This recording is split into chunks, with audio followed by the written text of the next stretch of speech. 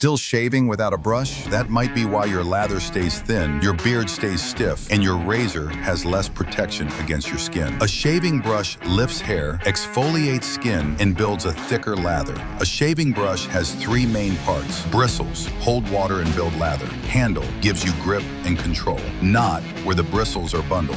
Brushes also come in different hair types. Boar hair, firm and great for exfoliation. Horse hair, balanced feel, softer than boar. Badger hair, soft and retains the most heat and water for a superior lather. Comes in 4 grades: pure, best, super, and Silvertip.